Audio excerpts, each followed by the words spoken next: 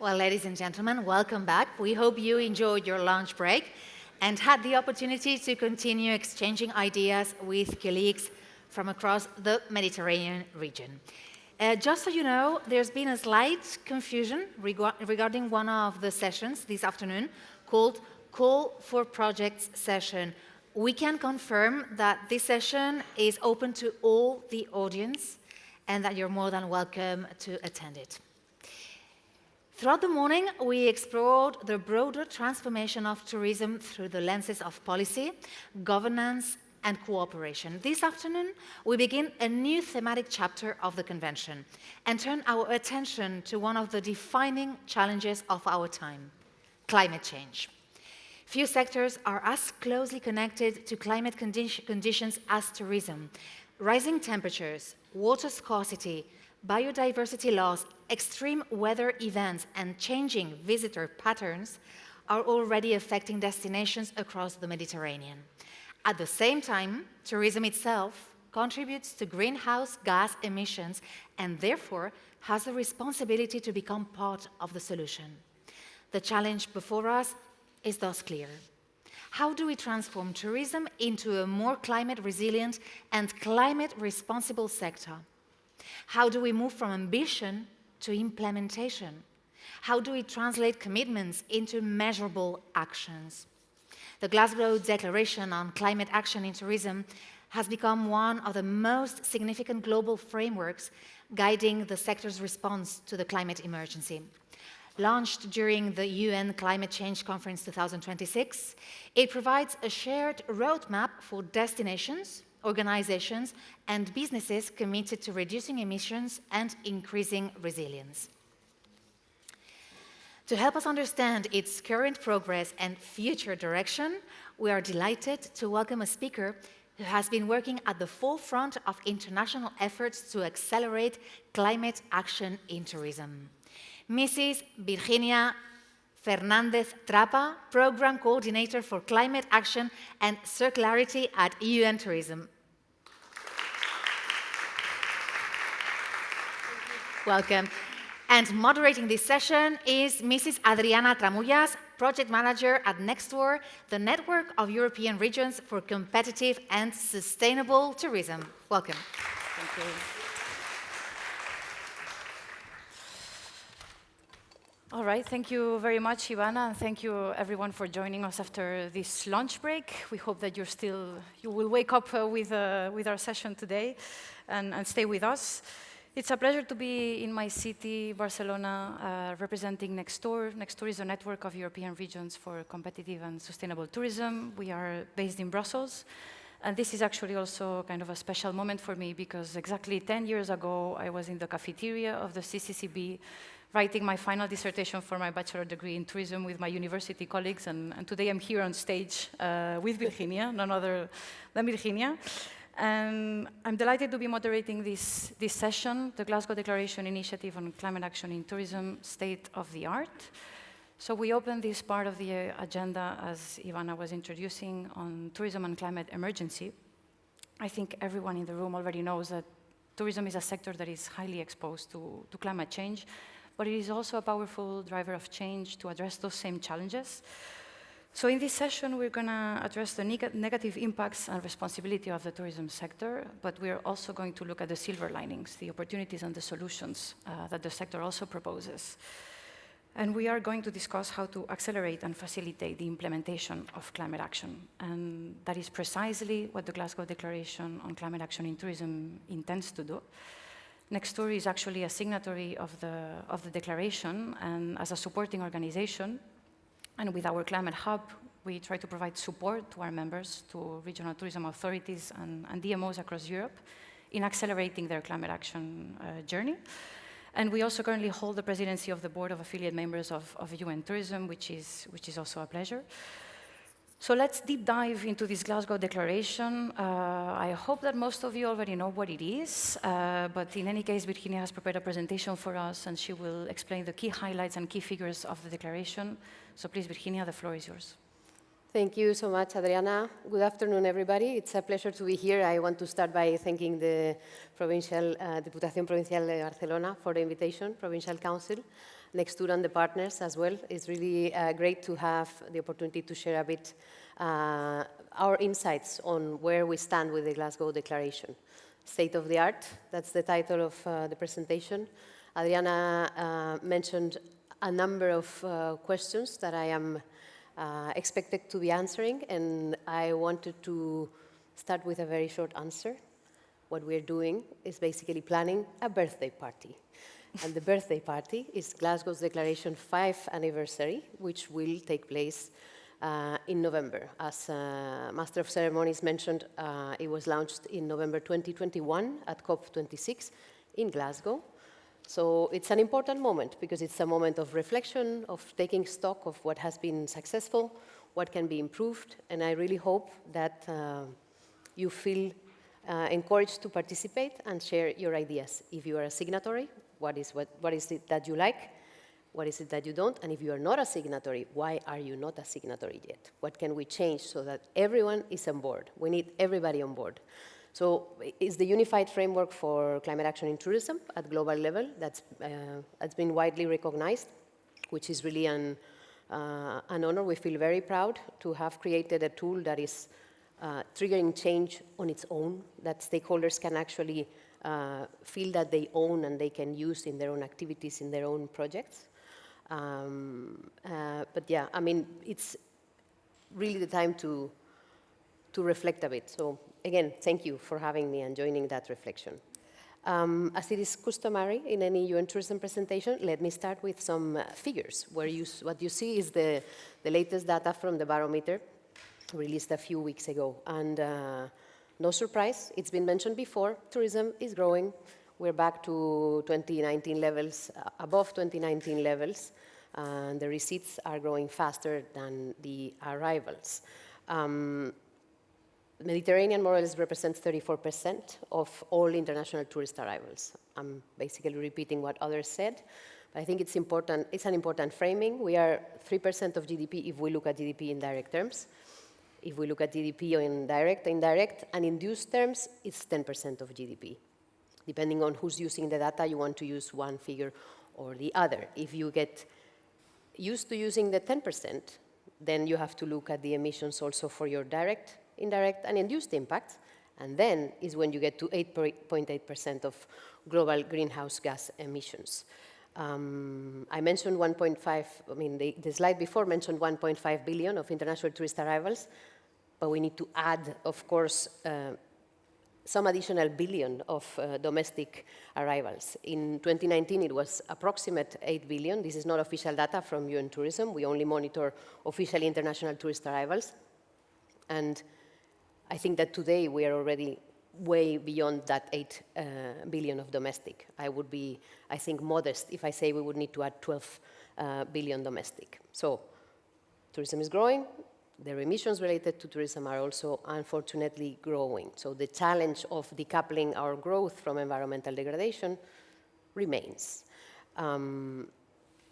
If you look at the graphs, they are from a study that was published in the Nature magazine, led by the University of Queensland, Dr. Yayan San and colleagues. That's the most comprehensive study to date regarding the emissions of tourism.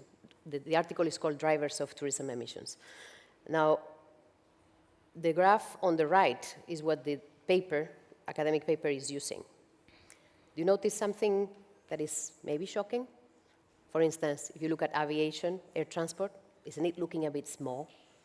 Mm-hmm. To me, it is, right? Mm-hmm. So what we did was to look at the direct emissions, and that's the left graph. And that's more or less what we're used to seeing, a proportion of more or less 70% of emissions depending from transport, coming from transport. And why am I making a stop in this? Because we have realized that we need to make this data useful for the policymaker. And as it stands, I am not sure a tourism authority would be able to use it, especially the direct plus indirect. Now, one of the challenges, as I'm taking stock and proposing ideas for the review is to translate this vast amount of information into data that our constituents, in this case ministries of tourism, but also any other authority of tourism, can use. So we're in the process of making that exercise. For example, wouldn't you be curious to know how much of the emissions relate to international tourist arrivals? Of course you would. And how much to domestic? Of course you would. At the end of the day, you need to make policy decisions. So we continue to lack the evidence in a shape that can really accelerate the way we make decisions. That's something we want to really improve. Then this one will be quite quick because I think everybody in the room is aware of the climate emergency. It's already for 3 years now that every year is the hottest year on record, so I'm sure this year will again be the hottest year on record, and we are now becoming even used to having the hottest year on record, and that is not good, because when we get used to things, we become complacent, and the emergency becomes faded into normality, and I think we all need to be remaining very alert of what's coming and making sure that tourism can continue thriving and be adapted and be resilient to climate. We see in global terms, when we look at the national climate plans, the nationally determined contributions to the Paris Agreement, that our sector is clearly acknowledged as a vulnerable sector. So 53% of the NDCs mention tourism. That's the previous cycle of the NDCs. We have looked at the new one, but it's still provisory data. It's increasing. Like at least 65% of the new NDCs submitted last year are mentioning tourism as vulnerable. So we're getting there. We're getting into the, let's say, circles of policy where the decisions on finance are being made. And that is important for unlocking the support that our sector needs to address this risk. On the tourism policy side, 44% was our last count of references to climate action in the tourism policies. We also know that that's growing, at least by 10%, but it's still lagging behind. I mean, having said this is national tourism policies, and previous speakers have also mentioned how, at the end of the day, the solutions take place at the local level, right? So, okay, it's important to have a guiding framework at national level, but at the same time, we need to make sure that this is trickling down into the policies at destination level, whether it's a province, whether it's a region, whether it's even a municipality, because otherwise there's not a loop between the change in decision-making by the authority and what comes back and what the residents are feeling or benefiting from. So just to refresh the memory of maybe those that are not so aware of the Glasgow Declaration, it's an implementation framework, and the main ask, so what we really request from the signatories is that they would develop a climate action plan. A climate action plan anchored on certain strategic pathways: measure, decarbonize, regenerate, collaborate, and finance. That's the 5 pathways that we have been working on from the beginning. It's flexible, so you won't have you won't find very specific templates, checklists, or specific questionnaires.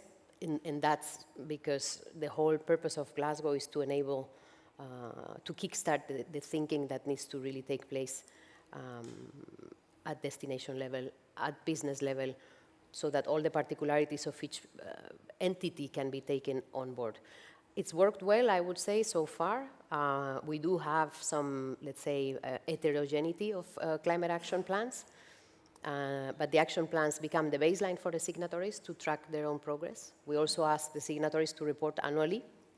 The idea is not to be police, but to be, let's say, rigorous in how we approach this issue. So this is not a pledge. This is a voluntary initiative and has a tracking mechanism. In fact, last year we had to, unfortunately, remove 132 organizations from the listing because they had missed reporting for 2 years. So let's say the climate plan is the main request. The deal breaker for you to stay or not is that you report and don't miss 2 reportings. Why? Because some destinations, for example, are facing challenges with their climate plans. It takes more than a year. Political cycle is not correct. I don't get the approvals. So as long as people are being transparent and telling, okay, what are my issues, what not, obviously they can stay in the network. This is a community. And what we want is to learn from each other. If there's no reporting, there's no way we can learn from each other. It's impossible, because there's no, I mean, even with the reporting, it's complicated, given the lack of resources, but that's the only way. to understand where we stand and also to understand where support is needed. You know, you get, like say, a collective voice from the destinations telling we really are facing issues, we need guidance on adaptation, for example. But I'm getting ahead of myself. Just for the numbers, so to date is 909 signatories. These are organization signatories, and they sign at different levels. So it can be a hotel chain involving 6,000 hotels, like Accor. It can be an individual hotel in Malta, and it can be a regional government like Madeira, or a country like Costa Rica. So it's quite varied. We like this diversity because we think this is making the network very rich. We realize, again, for the self-assessment and way forward, that it makes it complicated for us to tackle what are the spheres of influence of the network, of the stakeholders we have in the network. Some of our stakeholders are like Nextour, for example, networks in themselves. So we know you have a multiplier capacity, but we also have hotel chains who may have a multiplier capacity. We're not even able to track that. I have to say also that we are extremely proud to count on Barcelona Provincial Council as one of our signatories. Congratulations on that. Really glad to have you on board. Going into the plans, where do we stand with the plans? For the moment, 443 climate plans have been submitted and are under implementation. Again, these are from different types of stakeholders, and we really consider this as the front-running entities globally. Why? Because they're daring, because it's not easy to put how you're going to address climate action on paper and be tracked on an annual basis. As I said, it's not being policed, but in a way you are reporting through a voluntary mechanism under the One Planet network. So these are the brave ones. You will think maybe number is small. Yes, certainly, it's a drop in a bucket if you look at our sector. But these 443 are triggering change beyond themselves. As I was saying before, one of the challenges is that we are not able to track the spheres of influence of these 443. If somebody has ideas on how to do that, I would be extremely happy to discuss it, because I think it will allow us to really strengthen the narrative that we have been hearing before on how tourism cannot be thinking about itself in isolation. We're part of a system. Same as our problems are all connected, all our stakeholders are connected, and at the destination, I mean, it's a network, it's a system. So how can we really create a narrative where we argue, hopefully with some data, that we can really trigger some systemic changes? On this one, you have just a zoom on when the plans have been submitted. Of course, the first blue bar, which is bigger, was the first year and the second year, because we combined 2 years of implementation into one reporting, then 127 last year, and this year 68. Are we slowing down? Perhaps. As we said, we had to remove some signatories from the group. So at least we are happy that the signatories that remain are taking the commitment seriously. But what can we do? Because it's our 5-year anniversary in November, so we really want a big party full of friends. Can you help us? Can you help us activate some organizations, make the network broader? I would hope so. We're ready to make the declaration initiative more agile, without compromising rigor. That's part of the, let's say, thinking that we want to activate now. How can we make the Glasgow Declaration more agile, so that more can join? How can we make it more easy for governments to sign? What have been the barriers for Barcelona, for example? What were the pain points? Can we overcome those? Can you pay that service to other destinations, other provinces that are looking into it? I think it would be fantastic exponential results if we could put our brains together somehow between now and our birthday in November. Thank you, Virginia, for this presentation. And these are indeed very encouraging numbers. And since I'm going to let's turn to the audience and see how many people would come to the birthday party of the Glasgow Declaration 5 years. So we're going to ask you, if you are a Glasgow signatory, can you raise your hand? Okay, quite a little bit more than 10 people, I would say between 10 and 15 organizations, hopefully very diverse since we have very different stakeholders in the room. You are all invited, I guess, to the birthday party that you and Tourism will And the return on investment is organize. going to be fantastic because it's going to be like 50 new ones. So, no, just joking. Thank you, Virginia, for this overview. And it's true that for the last years, we've seen a lot of work on pushing, and in our own network as well, on pushing for regions to actually develop climate action plans. And I would just mention one of the tools that we produce within the sustainable tourism community, this blueprint for tourism climate action plans. That was a very useful guide. Well, it still is. It's still published and still valid and very relevant. It really provided a step-by-step guidance on how to build a climate action plan for the destination level or the regional level. But as you mentioned already, we still see this implementation gap, right? Climate action plans can often remain on paper, and it is difficult to then make them operational on the ground. So let's turn to the next question, perhaps, and here I would ask you, Virginia, what, in your view, are the main challenges that destinations still face in implementing climate action? Thank you, Adriana. I mean, I have to say that destinations take it very seriously, even more seriously than the rest of stakeholders. So the highest, let's say, submission compliance rates belong to the destination group. We also have business signatories and supporting organization signatories that are, let's say, entities that don't necessarily have a relevant footprint per se, but that can trigger multiplier effects. So the destinations take it seriously, they comply in time, they report. This year we even saw a relevant number of climate action plans being updated, which to me is a clear proof of implementation taking place, because when you're updating something, it's because you went through it and realized we're missing this doesn't work. So it's a good sign. Destinations take it seriously. I mean, I did summarize the barriers for destinations, although I forgot to put it in the title of the slide, in 3 categories. I mean, maybe it's too synthetic, but I thought this highlights, the technical barriers. For example, destinations continue to not have a standardized methodology to measure the emissions. It's a struggle. We hear it from all corners of the world. It's time-consuming. Don't even want to mention scope 3. That's the ultimate challenge, especially when you're looking at a territory. And the greenhouse gas protocol was not designed for all kinds of territories. I mean, it has an approximation for cities, but not necessarily for every territory. So you're facing the supply chain, pretty huge in the case of our sector, because we are completely cross-cutting. So how in the world do you compile all that if you want to do the perfect exercise? Then we may debate on whether perfection is needed or not really. What we need is action. At the national level, just to give you an example, for instance, we have, you may know, the statistical framework on measuring the sustainability of tourism as an agreed framework for national level to measure beyond tourism GDP and arrivals. And it has environmental verticals, of course, including greenhouse gas emissions. Brazil is one of the countries that has piloted this, developed a national tourism inventory last year for the COP. They are still working on disseminating it.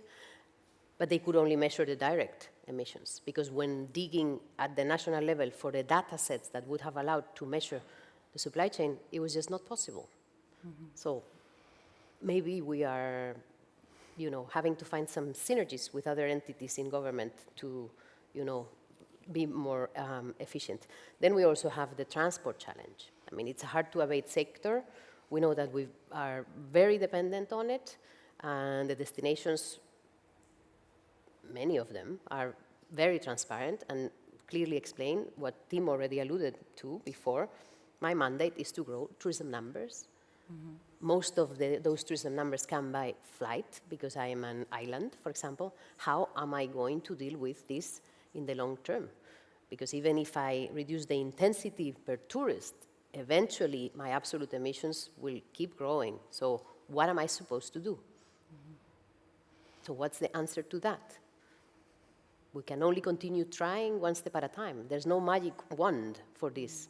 And we cannot be also forgetting who we are. We are the tourism sector.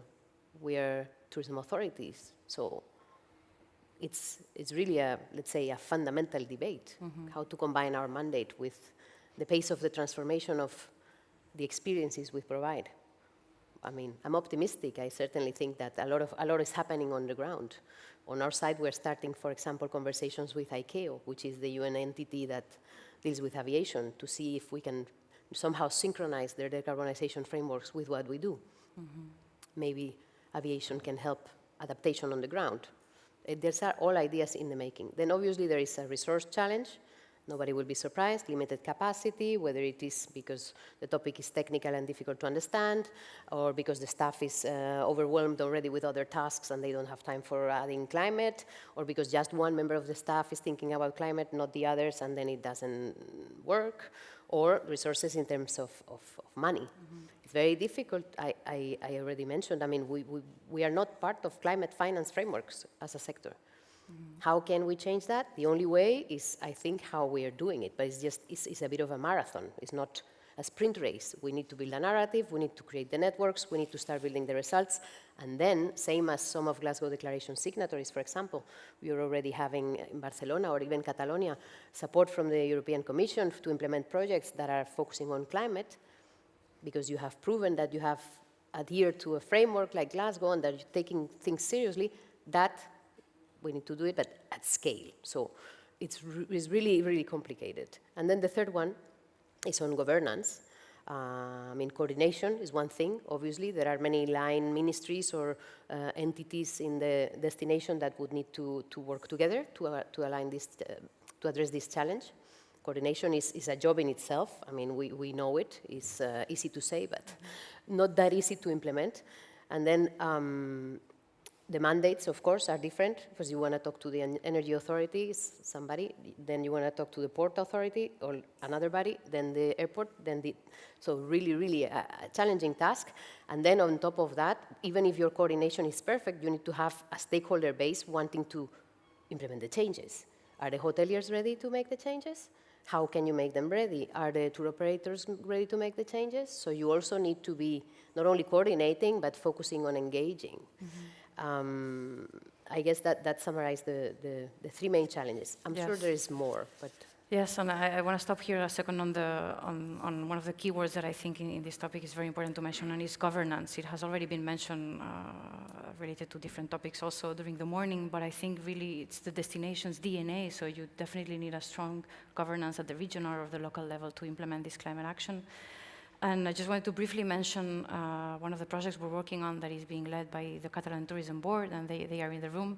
It's this Live Tour for Clima project, and the main objective of the project is to strengthen the governance of climate action in tourism in Catalonia, and then capitalize on it through our climate hub. But they have just recently, well, they will very soon, publish a report with a climate governance framework.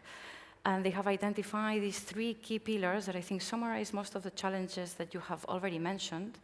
And one of them is horizontal governance. So it looks at how to break the administrative silos and how to make sure that tourism is included into other relevant policies, as you were also mentioning, Tim, before in your session. And then there's the second pillar is vertical governance, which you also mentioned, Virginia, and is about this trickling down from the regional vision to the local action. And then all of the enabling conditions that you've also addressed, data, funding, technical and institutional capacity, and so on. So I would really recommend you to have a look at the report when it's published. It presents lessons learned on all these three pillars with real-world examples from many regions in Europe. And it includes a checklist for a region to make a self-assessment on how they are performing on all these governance criteria. So we have 3 minutes left, and we said we were going to talk about the silver linings and the positive stuff also. So despite all of these challenges that we've been discussing, and knowing that we are almost at 5 years since the Glasgow Declaration, how do you assess progress so far? And can you tell us any new developments that are happening in the Glasgow Declaration? Yeah, I will just speak very fast from now on for the 3 minutes. Okay. No, I mean, in a nutshell, basically, one of the things that we have achieved is to have now, linking with your governance comments, we have now in the Executive Council of UN Tourism, so one of our governing bodies, a working group on tourism climate action that is chaired by Brazil and which is giving us a platform to, for example, think about issuing global recommendations on certain aspects. This is a pioneering mechanism, never happened before. So if, for example, we would come to the conclusion, okay, we just need to set the minimum bar for destination measurement once and for all, we could, especially now that Next Tour is also on the chair of the affiliate members and you can be an observer in this working group, we could push for that to be, you know, settled so that it becomes a stone on the path rather than a recurrent, like a twisting trail, like, and we can move on. Good things. We are going to include an adaptation pathway. We saw from the respondents to the survey, that 85% out of 400 or more respondents want an adaptation pathway. Before adaptation, it's not that it was neglected, it was just under regenerate pathway. So regenerate was encompassing too many things, for instance, biodiversity protection, then also adaptation, then also community resilience, and it became a little bit confusing. So now that's going to be becoming the sixth pathway. As we said, we need to try also to speak the language of climate finance. Climate finance is anchored on adaptation, so trying to make these tools and frameworks vehicles for opening those doors. And besides the responses from our signatories that told us that this is important to include, we had COP30 last year with a strong focus on adaptation. And we also, because you might be wondering, so what is going to happen then with the regenerative pathway? So we also were working on, at the request of Brazil, on a document connecting regenerative approaches with climate action in tourism. That should be ready before the COP. We are not the fastest in producing publications, but the draft is ready online if you want to read it. It's just not looking so nice in terms of layout. So the idea is that regenerative approaches will make climate action more holistic, as we were saying. We need to think systemic, we need to think climate, but yes, if I protect biodiversity, it's also climate action, and yes, if I focus on biodiversity, is like they are mutually connected, so all the actions have co-benefits on another area. And then hopefully, to close, as I'm already beyond time, we hope COP31. That COP31 will confirm a tourism day for our birthday. For the moment, it's still under negotiation. This is a national prerogative, so we depend on decisions of the government of Turkey. Hope to see you there if we have a tourism day. I think it would be very, very nice. And I guess we stop here, right? There's no more time. We do. Thank you. Thank you very much, Virginia.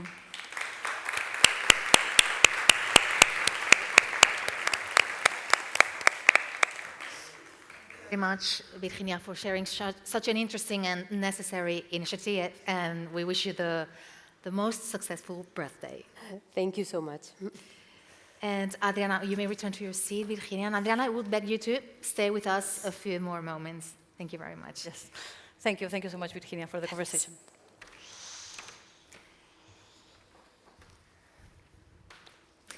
The Glasgow Declaration reminds us that climate action is no longer a future objective. It is a present responsibility.